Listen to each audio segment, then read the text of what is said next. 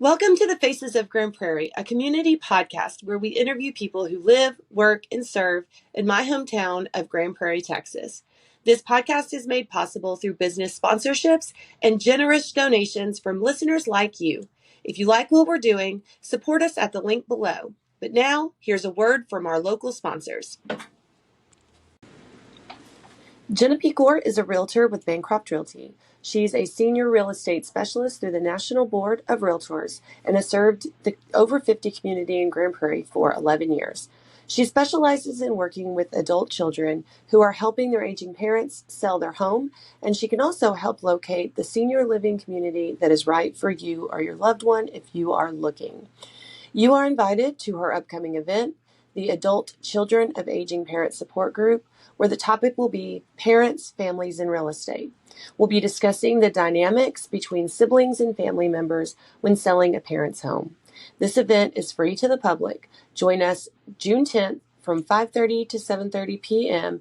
at the Grand Prairie Chamber of Commerce, which is located on 900 Conover in North Grand Prairie. RSVP to Jenna via her email at jenna@jennapecor.com. Amanda Herrera with Ameliorate Counseling is a fellow GPISD alum and a licensed professional counselor associate in DFW. She provides compassionate therapy in an online setting. She helps women who are burnt out or overwhelmed in a difficult transition of life. Amanda is passionate about helping women finding their path to a fulfilling life of self-acceptance and healing. On a personal note, Amanda has a calming and kind spirit, one that is sincere about helping women find their way. If you'd like to book an introductory session to visit Amanda, go to her website at amelioratecounselingtx.com and click the Book Your Session Here button at the top of the page. A link to her booking session will also be available in the description below. My Generosity Estate Sales has been providing estate liquidation services in Grand Prairie since 2015. They are a trusted member of the Grand Prairie community and a proud affiliate of the Arlington Board of Realtors. Generosity Estate Sales specializes in helping adult children through the emotionally difficult process of liquidating a loved one's estate and helping seniors downsize for their next phase of life. To find out more about their services or follow their upcoming sales, go to mygenerosityestatesales.com. Coffee News is a weekly publication delivered to restaurants, coffee shops, hotels, and anywhere people go to have a bite to eat or wait for service. Everything in Coffee News is fun and entertaining. It is a breath of fresh air for millions of readers tired of hearing only bad news. Coffee News is always positive. At Coffee News of Grand Prairie, their mission is to help small and medium-sized local businesses grow with affordable, exclusive advertising. This means that your ad is being viewed every day. Coffee News editions are placed in businesses where people are waiting for food and service. The distribution locations are chosen carefully to ensure you have the largest viewing audience. With exposure 3 meals a day, 7 days a week, your ad reminds current clients and customers to return to your business for products or services while constantly creating interest for potential new clients or customers. Go to coffeenewsgp.com to learn more. And now, on to our episode. Welcome, both of you. Thank you for Emily having us. and Kelly. It's good to have y'all. And so, is this the first time you have done a podcast together? Yes. I think so, yeah. Is it your first time to do a podcast ever? Yeah. Yeah. All right. Definitely. I always love that. First well, podcast. yay. Well, what I'll have you do is just introduce yourselves and kind of what you do. So, Emily, we'll start with you. Sure. I'm Emily Linares. I'm the Special Events Manager for the Parks, Arts, and Recreation Department here in Grand Prairie. Awesome. And are you ready for this? I'm the Administration and Community Engagement Manager for the Grand Prairie Parks, Arts, and Recreation Department. And what's your name? Kelly Eddlemon. Well, nice to have you both. Thanks. So I'm glad I wanted to have y'all on because y'all have a lot of stuff going on, but I wanted to talk to y'all just about the things that are going on in the city. But first, kind of talk about what is your history in Grand Prairie? You know, have you grown up here and how did you end up working for the Parks and Rec Department? So, Emily? Sure. I have a lot less history here, so I'll go first. I actually grew up near here in the city of Kennedale. Mhm. I went to college in Denton and lived up north for a while, worked for a couple different cities doing special events and communications. And so I joined the city of Grand Prairie in November of 2023. So been here about 18 months or so, and I have the best job ever. So I've been very excited to be in part of a city this large. And I mean, we have the coolest job ever, but it's nice to be a little bit closer to home and where I grew up, and all the things that are happening here are crazy. So glad to be so close by. You know, Rick Harold, that's where he started at UNT. So Go Mean Green. And yeah, when in his, he talked about, and then he ended up in Parks and Rec. So it's funny that y'all kind of had the same, but he was in radio, I think, at UNT, and you were in communications, you said?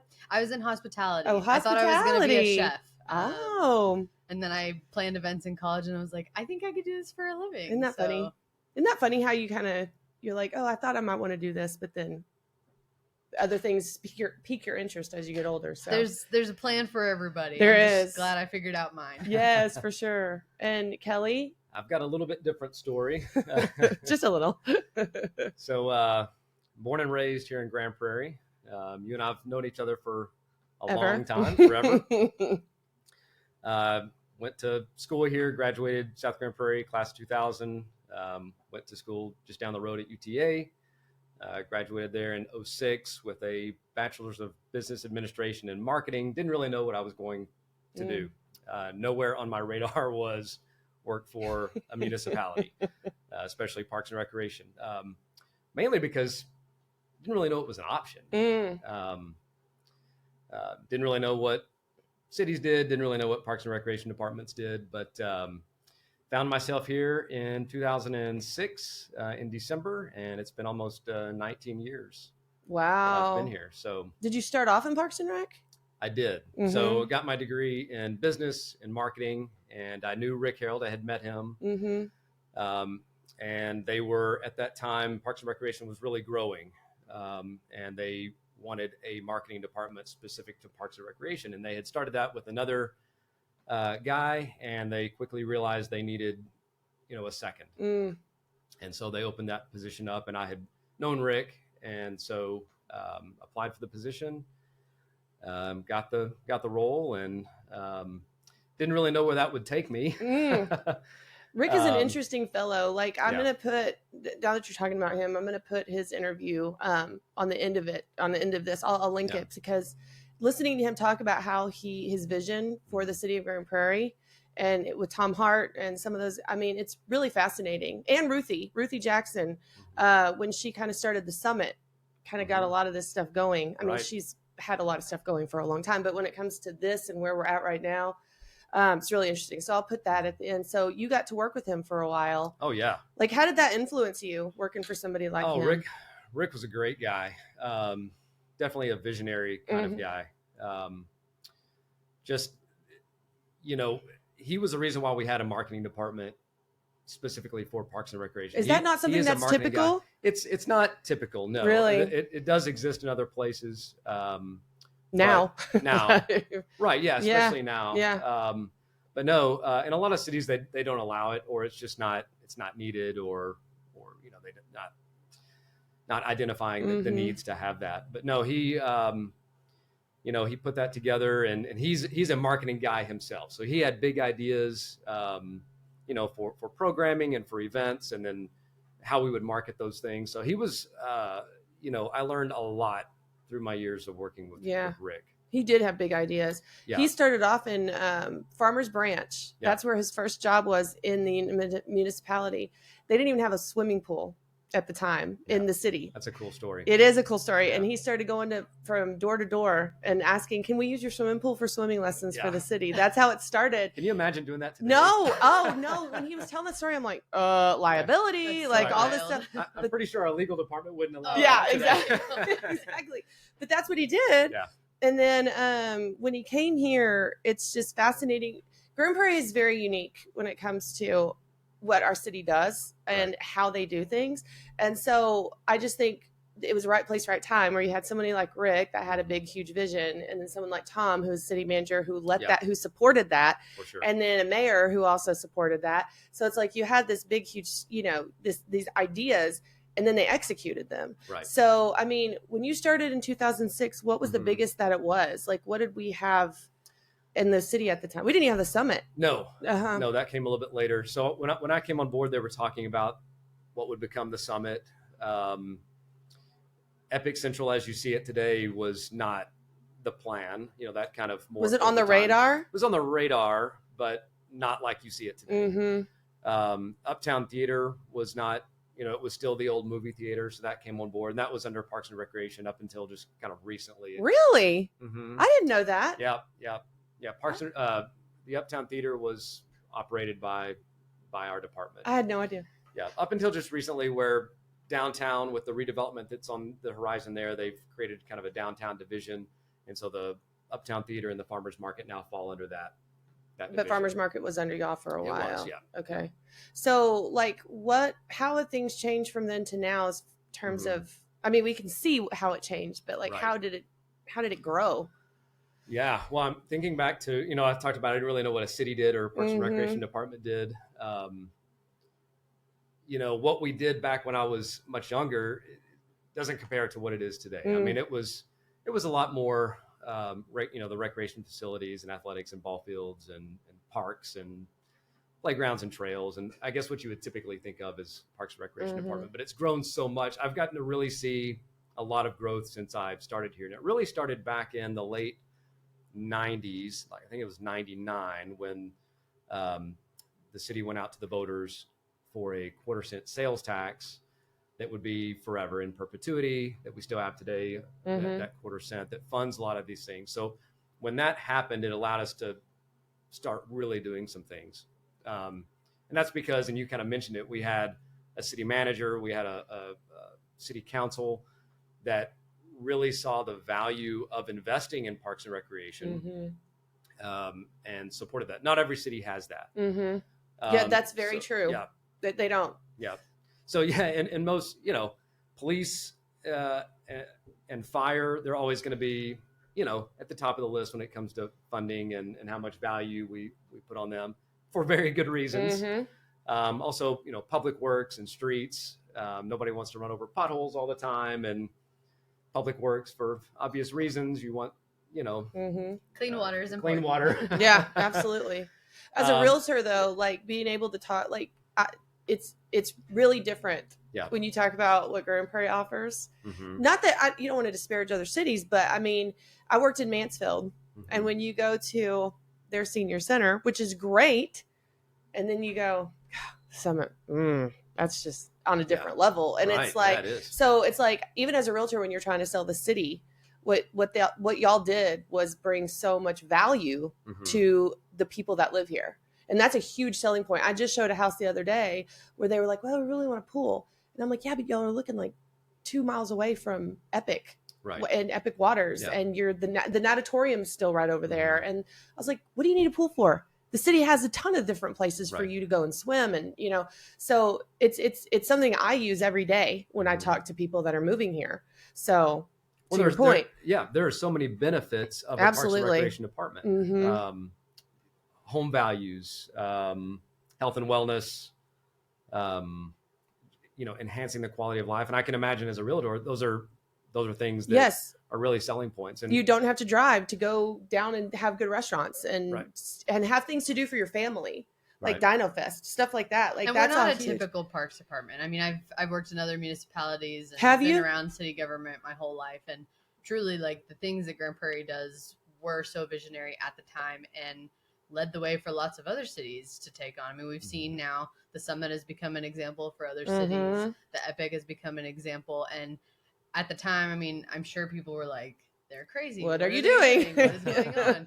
But having the courage to kind of take this step has made us innovators in the industry and showed people like what quality of life you can really offer as a municipality. And I think that's so cool to just get to be a part of. So you've worked for other municipalities before. So how has it been different? Have you been in the Parks and Rec in all of them, or did you come from different departments? So I originally started out in communications. So sort of similar to Kelly, kind of marketing background. I worked for the city of Corinth in Denton County up north. And that's a lot smaller city. They have only 20,000 people. So I was a city hall kid. And that's just a different world. You know, it's a lot more political, and it's a lot more about the city's vision as a whole versus like Park and Rec. We really get to target to the things that we're working on right now. And obviously we're thinking about the city as a whole, but it's just very different. Most recently I was in City of McKinney, which is pretty comparable in size to Grand Prairie.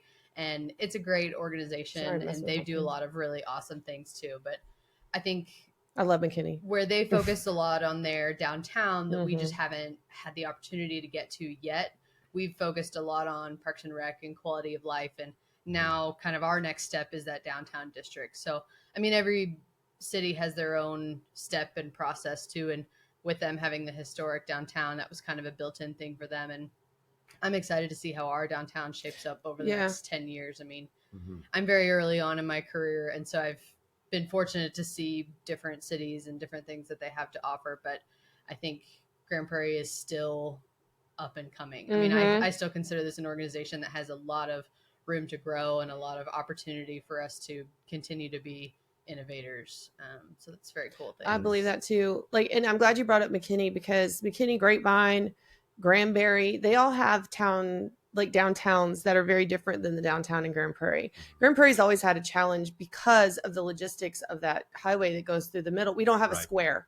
Right. And so, and that's, I'm glad to see what they're doing, but we also have the train. I've talked to several city councilmen about, you know, Greg Geisner and I talked about try to get the change with the railroad commission here in Texas. It's a challenge, but getting all those trucks to be able to go somewhere else. And how do you do traffic where you can have a downtown that you have a lot of pedestrians walking around in?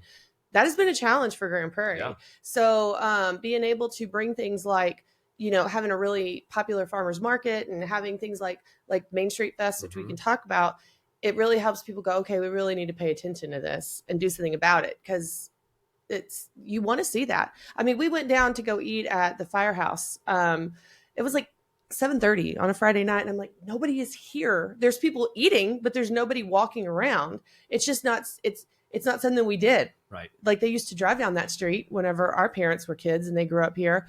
But it wasn't like a place where you walked, you know, like in a McKinney type place. So I'm glad to see that we're doing that. Yeah. Well, and for events, that's a game changer for us. Absolutely. I mean, like you said, Main Street Fest, but there's a ton of programming downtown throughout the year, and being able to have a safe, walkable environment is just something that we're so looking forward to because of the level of programming that we can offer with it being like that. Yeah. Yeah. So seeing it grow, kind of, like that was one of the questions I wanted to ask, like, how has it changed? But how do y'all work within other departments for stuff like that? Like, how does that work? Who gets to decide who gets what? And how does that get, you know, like when you move the theater over, like how does that get decided? Well, I mean, it's a city manager's office. Definitely is the one that really makes that decision, but things are always changing. So, you know, for all those years, you know, our department name is Parks, Arts, and Recreation, which was changed several years back when we were talking about the Epic and the arts component that you can see out here in the atrium, and then with the Uptown Theater. And so it, you know, that was all under our department. But now that, you know, with the things on the horizon with downtown, with the turnback program of the highway and the redevelopment that's coming down there, and a really cool stage, if you know about that. Yeah, I saw the pictures, the rendering. That's going to be interesting. With that focus there, you know, they decided to make that department, which makes a lot of sense. We still have a lot of involvement in downtown from the events perspective. It's very collaborative. I mean, even though someone may be the sole person responsible, we can't do the things we do without all the other departments. So we meet regularly with streets and water utilities and police and fire to be able to execute the things that we're doing. So it's cool for us because we get to learn about the roles that other departments have and get to see sort of their side of the story. I mean, we're best friends with emergency management because we want to be safe at our events. Absolutely. And things like that. So even though we may not be the point person on a certain facility anymore, we all have to work together in order to provide like a seamless experience for the customers. And that's been really fun for us. And I don't know if it's the same in every city because all my experience is here, but we have all of our departments in the city are great. And we really do all pull together to pull these things off, and everybody works so good together. I find that that's pretty unique to Grand Prairie. I mean, the collaboration and the community is just really special. I think that goes back to our city council and our city manager's office that place value on these things and want to do them. We all have a goal of providing these great events and programs and amenities to our citizens. So everybody's really on the same page, it seems like here. And so we have a lot of people. Value. Yes, we have a lot of people in Grand Prairie that have stayed in this hometown after growing up here, which that is another thing I think feels different. Like there's a protective element of like, we want to make sure that we keep that collaborative idea, but also we want to expand and do what we can to, expand the city. But again, having worked, I work with a lot of real estate agents that are also commercial and developers. And I will tell you that Grand Prairie has one of the best reputations for getting things done than other cities have. And so I think that, that's very, very evident to a lot of people. Yeah. So it is very true. And so what was I just going to ask you? It was, y'all were talking about expanding the departments and collaborating with them. The commissions. I did not put this on the list, but this is something I talked to city councilmen about, but I haven't ever actually asked anybody in the city. So we have a Parks and Rec commission that is park board that is made up of citizens. And it's one of the many boards and commissions that we have with the city. But the park board is probably one of the most coveted because you get to do a lot of fun stuff. Like absolutely. You get to go and experience, like you get to build things like this. We are the fun department. Yes. So like, how do y'all work with that group? How closely do y'all work with them and how does that work out? Yeah, we work pretty closely with them. They meet monthly at our office. We've got a great Parks and Rec board right now. They're appointed by council members. Your dad was on the park for board. A long time. Yep. And he was on there as we were planning a lot of the stuff here. Yes. So he got to be a part of his really name's cool on stuff. that plaque out there. Yeah. But yeah, we make presentations to them. They come to a lot of our events. They're very involved. It's a fun board to be on. So easy for them to want to be a part of the things that we do. But and their feedback is valuable on events that they attend, and they say we really like this, and maybe let's try this year. And the residents, so they see things differently than we do, and they're attending things. So as planners, like we have a very different perspective, and a lot of times get tunnel vision about certain things that we're excited about, and seeing it from their perspective helps us kind of reframe things and think about it. So I always value their feedback because it's just another set of eyes on things that we're working on. And different members are passionate about different things. We have a member that's very passionate about golf and one that's very passionate about playground adventures or pickleball or, different things. So they kind of have their different areas that they like to focus on. So it's, not everybody's just focused on the same things. Yeah. And I always like to push commissions because there's not always a huge number of people that are trying to apply for those. I mean, we have a lot of commissions. We have the aging commission. We have, planning and zoning. We have a lot of things like that. And it's sometimes there'll be spots that are open. So it's not like there's just a huge line of people just waiting to. So if you are a person listening that would like to maybe get into some type of city involvement, but you don't really want to be an elected official or something like that, that is a great opportunity for you. So, and you just have to call up your city. So a lot of times with some of these, you just call them up and say, hey, where can I go? And they'll go, oh, I have a spot right now that needs to be appointed. So there's a lot more of those than you might realize. Yeah, there are, especially for some of them less famous ones. Like Park Board is probably one of the most that people know about the most, just because they're so visible and you get to go do all those things. Yeah. But there's a lot that are on there. We have an animal services. I think we have Keep Grand Prairie Beautiful. There's the library. So I always like to plug those because they're not super visible in the public eye. It's not like you're going to get in the middle of politics. You get to be a part of making plans. So anyway, that's just my plug. I always like to do that because the more involvement people get, that when you start to see how things work civically, it changes how you kind of see things from a community perspective. So yeah.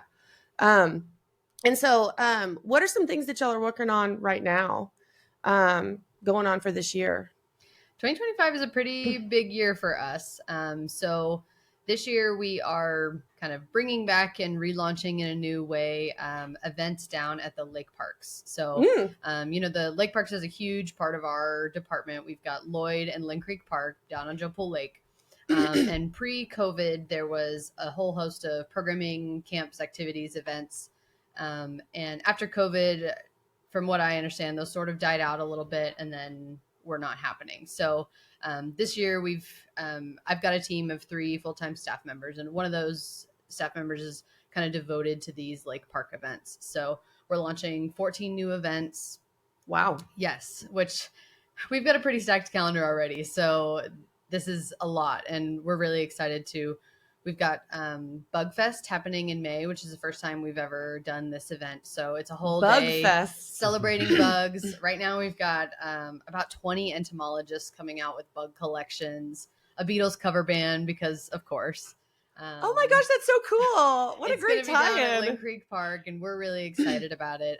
But most of the events down at the lake parks are a little bit smaller. We're hosting movies on the beach, summer concerts. Y'all have done that for a while. Yes, and those are great events.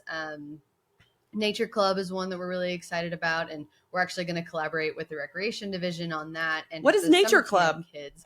So it's like an educational course. So it's 4 hours. People come, and our first one is called Fishing Frenzy. So they'll learn how to line a fishing pole, how to toss it out. I'm not an expert in fishing. I won't claim to be. But, you have to take the course. Texas Parks and Wildlife is going to come out and show kids, especially like, a lot of the population up north may not have had any exposure to lake life and the nature and outdoors. And so that's what we're really trying to accomplish, is bringing people down south to the lake and getting them in that environment. People who may have never gone to those parks before and now will become visitors of them, because Lynn Creek Park is free for Grand Prairie residents. So more people should go to it because it's a lot of fun. And all this rain, it's making sure that y'all have a lot of water in the lake this year. We like rain up until a certain point. Yeah. And y'all got they renovated the marina. Well, at least the Oasis is no longer the Oasis. I just did a review on that down there. It's really cool inside what he's done. What is it called? Rockin' S. Rockin' S. Thank you. There's like an ice cream bar in there. You can go get some dips of ice cream, and it's really neat. So anyway, that's cool. And then what other things do y'all have? Yeah, so that's just kind of one division of our things. Kind of our other sector is events that we consider more traditional city type events. So things like our Halloween event. Our big one in kind of late summer, early fall is called Pickle Fest. So we did this for the first time last year, truly just on a whim. We wanted to change up the events, hatch chili and crawfish boil. We were like, let's try something new. I was relatively new to the team, and I was like, come on, let me go for it. So the idea was just a one-day festival all about pickles, everything pickle tasting, whether it was chamoy pickles or fried pickles or pickle sodas, pickle margaritas, whatever it was. It ended up being kind of a huge success. We had over 10,000 people show up, and we were expecting like 2 to 3. Wow. Yeah. Where'd y'all have it? Downtown. It was farmer's market in the city hall parking lot, but most of the vendors sold out about 2 hours into it. I mean, it was a huge shock for us. And we'd had a lot of awesome events up until this point. So I got a feeling that Grand Prairie was the kind of community that comes out and engages with events. But this was, insane. We had people who came all the way from Waco. The whole Metroplex was coming to this thing. So we're bringing it back. We're blowing it up. We are expanding it. We're adding more things, pickles. My team and I have been researching pickle pizzas and deli sandwiches made with pickles as the buns, all the things. So that'll be the beginning of September. And then the fall gets really crazy for us. I'm not sure if you heard, but Main Street Fest moved from the spring to the fall this year. I did. I want to talk to you about that too, but yeah. Yeah, that one's massive. And is that a permanent change? Or is that just because of this year with the... No, it's a permanent change. It's going to permanent. Okay. Yes. So that'll be really exciting. And that'll kind of lead us right into some of our fall events, like our Halloween event, Dia de los Muertos. and then right into Prairie Lights, where we're celebrating our 20th anniversary year, which is just crazy. I mean, I went to Prairie Lights as a kid, so to come back and like be responsible for it and to be part of a city event that has lasted 20 years is just insane. So 2025 is pretty big for us. Wow. That's amazing. Yeah, Main Street Fest. I mean, you and I talked a little bit about this. Like y'all change it. There's a couple of reasons for that y'all changed it. If you want to talk about what. Sure. So this is the first year that the city has a partnership with Texas Monthly and the Texas Country Reporter Festival, and they needed their festival to align with their season. So they really needed to be in the spring. And we just didn't want to have two large festivals back to back. The other reason is we kind of always deal with some weather of some sort in the spring. Main Street Fest is a 3-day festival. So it's likely that between Friday, Saturday, or Sunday, we're going to run into some wind, some rain, something. Yes. And so we had kind of already been looking at some possible dates in the fall, see if we wanted to move that. And so with the Texas Country Reporter Festival coming in, we just decided now was the time to move it. And so it is going to be a little bit different because we're in the fall, a little bit different weather, but different time of year. So, but we're excited about it. We think it's going to be a great festival. We're still planning on all the things and enhancing it even further. Even more things. How long has that been going on now? This is the 13th This is our year. 13th year, yes. So when y'all started that, did it start off as a 3-day? I mean, I can't remember. I've grown up here too, so I don't remember exactly. It was originally just 2 days. Just 2 days. And we were in actual Main Street. We closed it down at the time. It was a much smaller footprint than it is now. In fact, last year we almost doubled it in size. Yeah. Really? Yes. We're still not we're not back in Main Street yet. Once the turn back happens, it'll be a lot easier, but we are looking currently at closing down Main Street, working with the state to close down Main Street for this year as well. So there are other changes in downtown around City Hall with the stage that's being built. That's going to be under construction this year. So we won't have the same footprint as last year. It'll be different. So that'll make it just more exciting and make it different for everybody if you've been before, you're going to kind of see something new. So the Texas Country Fest, that's this Saturday, even though this episode's going to air after that. But that's not you guys. Y'all, that's not under y'all, right? Correct. Okay. No. The city's partnering with them, but they're really running their own thing. So how are they working out that with all the construction and everything going on? Because that's not going to stay there, right? Isn't the idea to come here with that? Come to the Epic Central or no? I don't think we know for sure yet. Yeah. Okay. I think that was an original thought. I think they'll probably reevaluate and see how this year goes and then where its future home will be. Yeah. They do have kind of the advantage and difference of being a 1-day event with slightly less hours. So their event is only 10 to 7 on Saturday. So street closures and things are a lot less impactful for a 1-day event versus us where we have a 3-day event, and typically we start setting up the Sunday before because of all the carnival rides. And this event is primarily about vendors and music festival, which gives them a little bit quicker of a turnaround to do things. But I think with the crowds, they just want to plan for downtown this year to give them space to breathe. But they've got a couple other events coming to the Epic as well, like a taco fest and a barbecue fest. So they'll be hosting some other things as part of the partnership with the city. Yeah. Pizza Fest, I think, is Sunday, or pizza something. There's a pizza thing going on. Yeah, that is something. I mean, this is my pitch to y'all as the city. It's like, I would love to have some people cover these events. That's one of the reasons I wanted to do this. Like, this is a podcast, but it's also going to be a digital newspaper. And there's so many cool, like, music shows that we have going on. I mean, the events are amazing, but I would love to have, like, some high school, interns that are just covering some of these events. Cause this is never something that we experienced growing up in Grand Prairie. We did not have this type of music influence. We didn't have anything like this. I mean, there was a few things, but nothing like this. Right. No. So being able to cover them is very cool. I was talking to the nonprofits yesterday. It's like, let's cover, they're making a lot of people are very involved in our nonprofits and making all that money. It's like, I want people to know all the things. So, but yeah, the music is a huge deal. Like that, I think, is changing a lot of things. And we have the music stage down here and all that. So yeah, that's incredible. And so what was it like? Like, were you amazed coming in at Prairie Lights? Like, how complicated was that compared to what your expectations were? So I started the first Monday in November in 2023. Oh my goodness. And Prairie Lights kicks off on Thanksgiving Day. It was truly trial by fire. I tell my team now, I'm like, you guys don't know what I went through. I was all by myself. It was crazy. So, I mean, to me, that's kind of my favorite way to learn, because I always tell people when you're planning events, like, you could spend 364 days planning for something, but you will not know how it goes until you do that one day event. And there will be things that you didn't think of, and there will be things that happen that you have to adapt and adjust for. So I find it a lot easier to learn by just doing. Luckily, the team before me and Kelly, and during the whole transition, there had been lots of things kind of prepared and set in place. And luckily, Prairie Lights is a little bit of a well-oiled machine. I mean, there's a reason we've made it nearly 20 years, because there's a system that has been tried and true that works. And of course, like, from us coming in, 2023 was kind of our first year responsible for it. Immediately, we're like, what can we do to improve? How can we make it better? But we were very fortunate to come into an event that had such a strong foundation and reputation in DFW. I mean, like I said, I grew up in Kennedale, but I went to Prairie Lights as a kid with my family.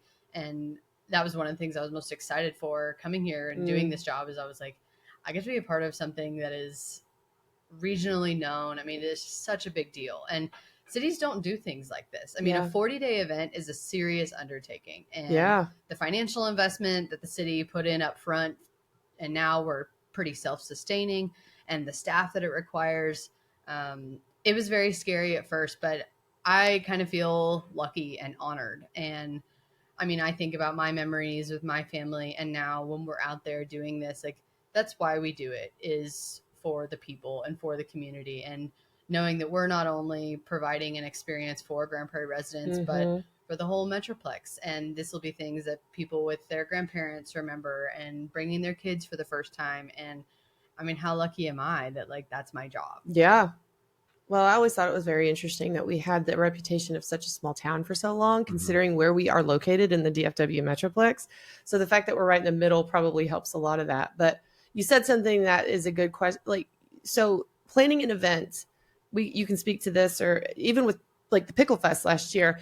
What are some of the ways, like, what is the most challenging event? And what are some of the things that y'all have had to go through to pivot when emergencies have happened? Like, what is a memorable time that's happened? Well, first I want to give kudos to Emily, because she did come on right then. And just a little bit of background on that.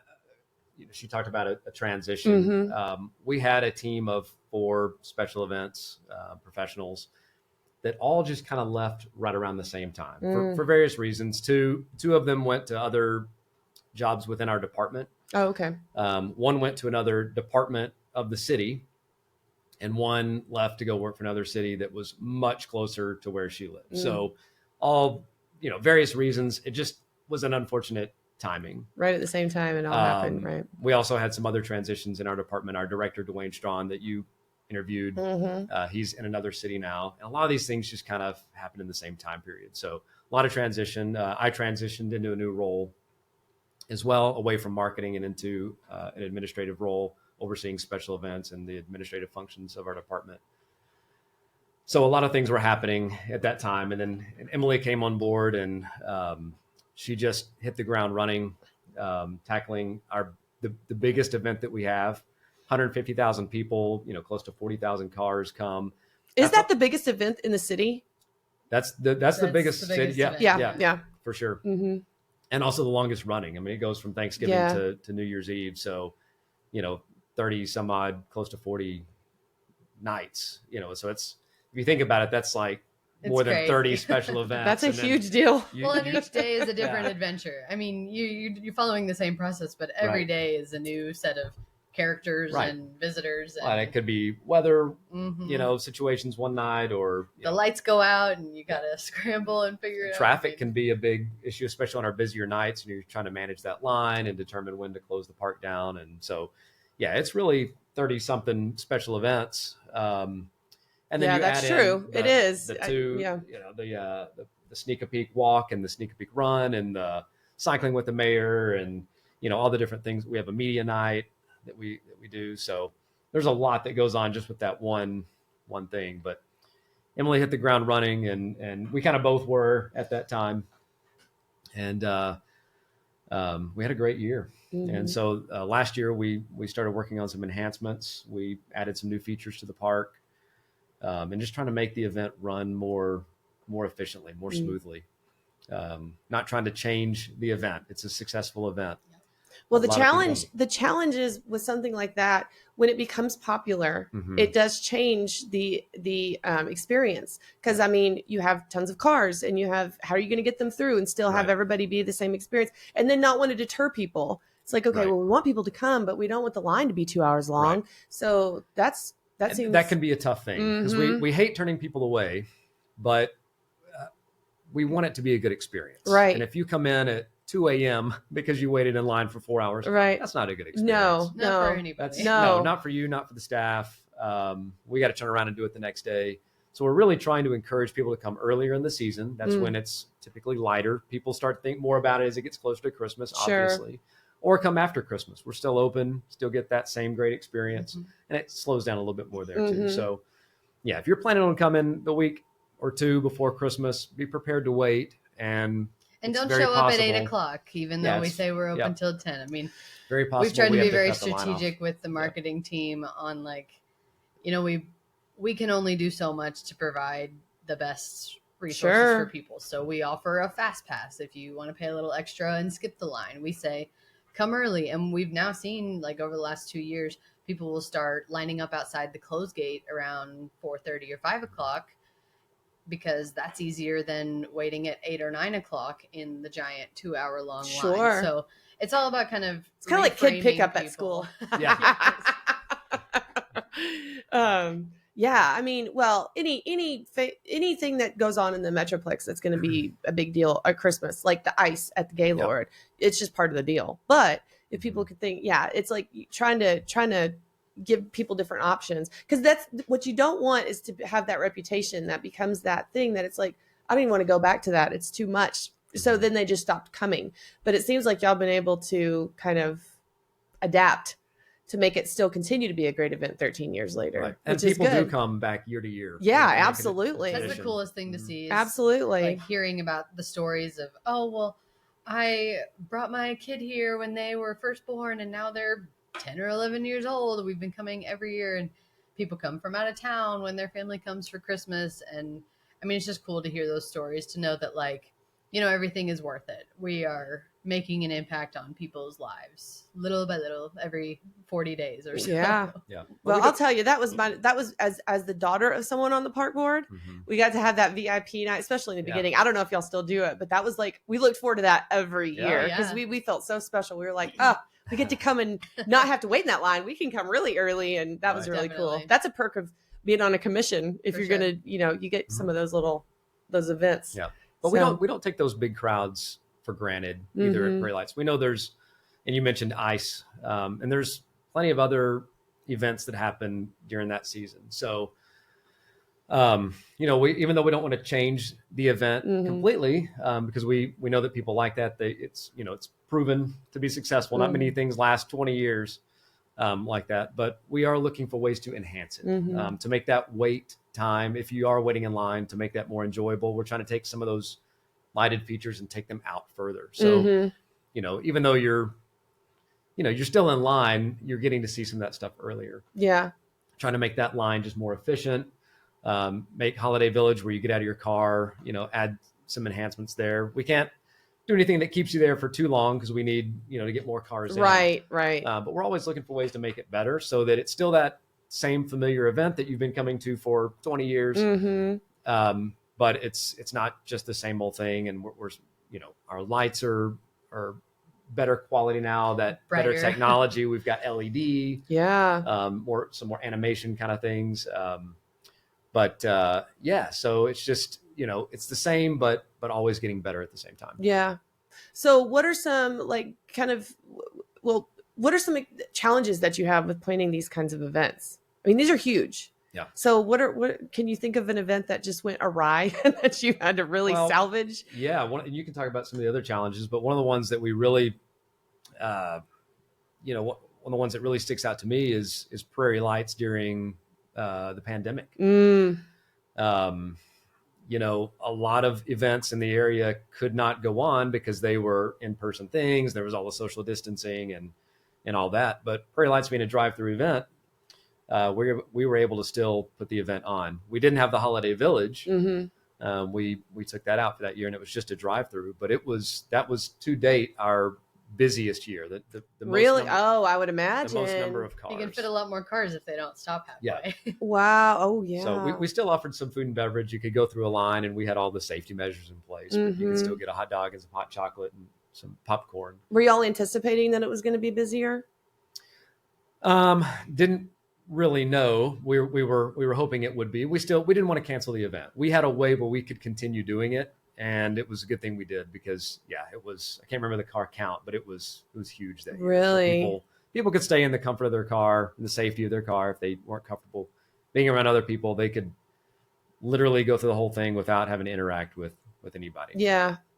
Well, and what about you've kind of talked about the Main Street Fest in the spring. Mm-hmm. I do remember there was a couple years that y'all had to either cancel the day or whatever. So how hard is that to try to we just figuring out the cancellation? Yeah, I mean, I think Main Street Fest is probably the most difficult event that we do, more than Prairie Lights, because with Prairie Lights, we've got a little bit of a grace period. You know, we talk about it like the 40 days is long, but if we mess something up on day one, we have 39 more days to fix it. Right.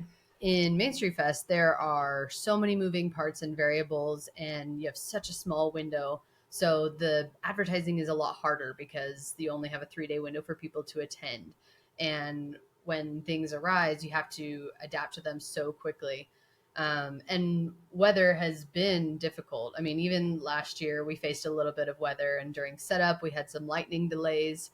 And it takes us spending a lot of time with emergency management, learning about where we can shelter people, who's in charge of each safety zone, how do we report on the radios. And, when people think about planning events, everyone, I think, has sort of a rudimentary idea of kind of a basic thing. People have planned birthday parties and retirements and baby showers and things. And this is like that on steroids. Main Street Fest had 40,000 people last year. So if you think about planning a birthday party for 40,000 people, it's a little bit different. And things like restrooms. We ran out of toilet paper at one point during Main Street Fest last year. Wow. And this is one of our stories that we chat about. And we had 30 city employees in this area at one time, but nobody's key could open the building. For whatever reason, it's after hours. We just couldn't get the key open to the building. So we're scrambling, and the city manager ended up being close by, and he's got the most powerful key, and so he ended up getting us in, and we got all the keys fixed and got some toilet paper. But it was just one of those things, you never think about, we're gonna run out of toilet paper because there's gonna be so many people here. But those are the sort of things that you have to think about. Yeah. I mean, that's part of the experience. The second customers come up and say, well, the bathrooms are gross and there's no toilet paper, you've lost a star on your 5-star review. So it takes lots of time and lots of sets of eyes on things, looking at all the different variables. Weather is always the most difficult because it's the one that we don't have any control over. Right. And I'm a little bit of a control freak, and that's what makes me a good event planner. But out of all the things that I can plan for and have ABC scenarios for, weather is very difficult. We had this scenario this past weekend with our Easter extravaganza event. Yeah. And on Monday, I was like, I'm nervous about the forecast. So I called emergency management and I said, okay, Thursday morning and Friday morning, I need National Weather Service reports. They say, okay, great. So we get on calls, and every day it looks worse and worse. And it's 32% chance of lightning and thunder. And I'm at a baseball field. I can't. Sorry, waving at people. That's why I like to keep that open. I know, I've been watching everybody watch it as we walk by. But, we have to make difficult calls. And with an Easter egg hunt, I didn't want to send kids out in their Easter dresses in a soaking wet field from the night before. So this was a tough call to make this past weekend. And I think we still stand by what decision we made. But it's hard when it's Saturday afternoon and it's sunny and people are like, why'd you cancel Easter? And but it's always easy to evaluate that after the fact. 100%. Yeah. I mean, I don't have a fortune ball. I can't see the future. Hey, I fertilized my yard anticipating that it was going to rain. And then I was like, what's going on? Now I got to go out there and use my hose, Right. because it's just going to sit there. Well, so sometimes you can look at different forecasts and you see different. Yeah. Definitely. Yeah. I mean, as much as advanced as all of our stuff is, you just don't know. So did you get a lot of complaints? Not really. We adapted. Mm-hmm. So, this is like, you've got to have a plan A, B, and C. And at the facility that we were using, Mike Lewis Park, like there was not a safe place to shelter folks. So that's why we had to make the decision to cancel the event. But instead we took eggs to all the 4 rec centers. And we said, come fill up your basket with eggs for free. And I had 32,000 eggs distributed between 4 rec centers. So 8,000 each. Wow. We only picked up 3,000 leftover eggs. Wow. So the citizens of Grand Prairie used that. And if that was the best that we could do, that was the best. But we were still at least like providing a resource, a way for kids to experience that. They could take the eggs back to their house. And that at least provides us some solace knowing that, like, even if we weren't able to execute the full event, but the other thing is we have relationships with all of our vendors and contractors. So we kind of spent all day Friday after we canceled negotiating and saying, hey, can you, face painter, come to Pickle Fest? And it's like, okay, great. And we'll use the bounce houses at our Halloween event. And that's where, like, in our industry, relationships are everything. And those connections and contacts and local businesses that have supported us helps when we have to make difficult calls, and we can use them later on. Yeah. And nobody wants to cancel an event. No, It's gosh, the worst no. thing ever. No. I mean, you prepare all year for something and then you've got to cancel. It's a huge bummer. Yeah, especially something like an Easter egg hunt. Yeah. Because it's kids that are excited. And Easter it's like, is not, I mean, Easter is one day. So I couldn't exactly say, let's just do it next weekend. Right. When you've done all this work, and there's nothing better than doing all that work and then seeing, event day come together and people are having a good time. And when you cancel it, you've missed out on all that. So yeah, we get a few people that, that say something on social media, but nobody on this side wants to do it. If we've made that decision, it's because we really feel like that's the best thing for the, for the safety of our guests, of our staff, our vendors and all that. So, for sure. We really evaluate it and make the call. And sometimes looking back, it was the right one. And sometimes, maybe we could have had it, but. Well, so talking about like marketing, like, you mentioned marketing. Yeah. You had worked in marketing before. Yep. So where all do you market? Like, how did you even start? Because to have these events, you have to have people that actually show up. So it's like, how complicated is that? And where all do you advertise? And yeah, well, I mean, it depends on what we're talking about. When I started, it was a lot more grassroots. We were like doing word of mouth. Yeah. Well, I mean, we didn't have social media in 2006. Certainly isn't. No. Or wasn't what it is today. I think we still had MySpace back I was then. like, was there a probably City so. of Grand Prairie MySpace page? That would be crazy. Embarrassing. We didn't have one. I don't know if anybody else did, but I mean, I remember the day we said, we should get a Facebook account, and do some marketing. It was like so visionary at the time. Now it's, Did y'all always have the newsletter that goes out in the water bill? Is that always something that y'all have had? The pipeline's always been around since I started. I don't remember when they started that, but yeah, I mean, that's a great way to get information in people's hands.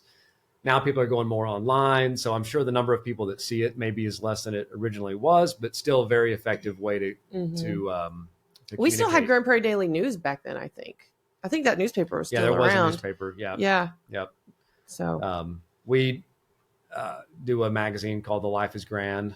That we've done for ever since I've been here, and some of them we mail, some of them we just distribute through our facilities, but that's a great way to get the word out. So, when I started, I mean, it was things like that. It was newsletters in the magazine. It was, a lot of signage and things out. Now, obviously we do a lot more digital advertising.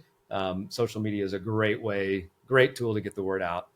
As a user, sometimes we hate all those ads, but I think when they're local, they're things that people are interested in. We really try to target, people here, especially out south. I think a lot of people that live out south of Joe Pool Lake, we're still trying to reach those people. I'm glad that you brought that up, and I didn't even have that on my list of questions. But with the city growing south constantly, like, how do you how do you keep everybody together, Yeah, unified? it's difficult. It is, And yeah. kind of a fun fact, Grand Prairie is the longest city in Texas. It's craziness. Yeah. We're going to be to Austin eventually. Right. Yeah. Goes way out south of 287. And we're seeing a lot of growth out that way now too. So yeah. And then we stretch all the way north to almost DFW airport. So it is difficult sometimes to reach everybody. And some of the people that live way south don't engage with things up north and vice versa. So that's where we, Emily and her team are working on the events down at the lake parks. And we're trying to engage some of the people on the north side as well to come down and experience those things. It's hard. Like I was talking to somebody that lives in the newly annexed area that is in Ellis County, but in Midlothian School District.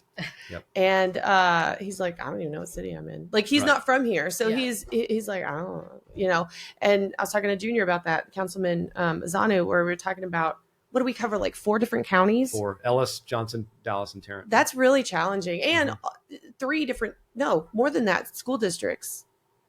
4 different school districts. It's Arlington, Midlothian, Mansfield. It's like, how do you keep people on those ends feeling like they're a Grand Prairie resident? Yeah. That's a challenge. Yeah, for sure. Yeah. But is there ever any plans to like build anything down south, like some municipal buildings or anything like that? There are. It's called Southgate. I don't have all the details on that, but yeah, as all that stuff grows out there, there's maybe municipal buildings and things out that way. So. Yeah. Well, so what is the next thing y'all have coming up that is a big thing? Like, is it starting off the summer with the lake stuff? Bugfest will be our next event. It's on May 17th. And then we'll have our Memorial Day event at Veterans Memorial. But then starting in June, we've got 3 or 4 events in June, July, August, September. And then really from September through the end of the year, we've got almost something every week or weekend. That's amazing. Ray Bush, who is the veterans, he's the president of that chapter. His episode's going to come out next week. So he'll talk about the Memorial Day and all that, because that's a really cool event too. He was also telling me about the motorcycle ride that comes through. Do you know, they carry the flag from California all the way up to the wall in Washington, D.C. Right. They've done that before through here. Yeah, that's what he was telling me. I don't remember that, but I'm going to try to go this year. I think that's in May. Cool. It's very cool. And it's like the longest ride is when they go through here. And then they stop here. They spend the night. They go and they stay in some of the lake, like they camp. And then they get up and they have breakfast and they go. I was like, that is very neat. Fun. Yeah, Ray's a great guy and a good partner of ours. Yeah. The Vietnam Veterans Group.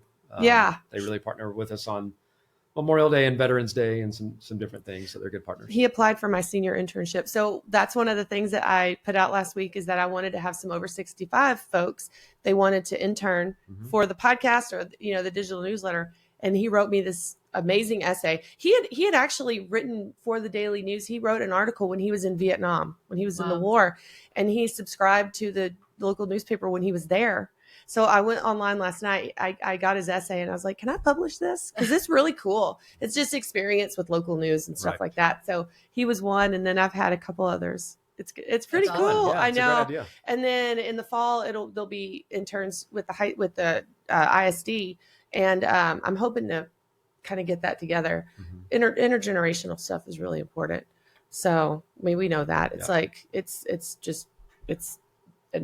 very important. So, well, thanks for doing what you do. I mean, to help spread the word about things going on in the city. I mean, I think that's very important. People need to be engaged and aware of what's going on. Yeah, thank you. Well, and y'all don't ever get to talk about what you do like this.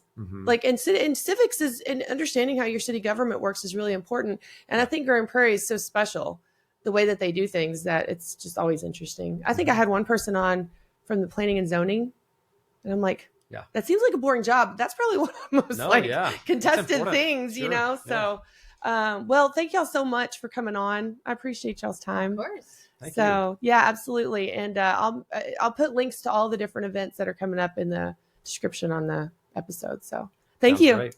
We'll see you at Bugfest. All right.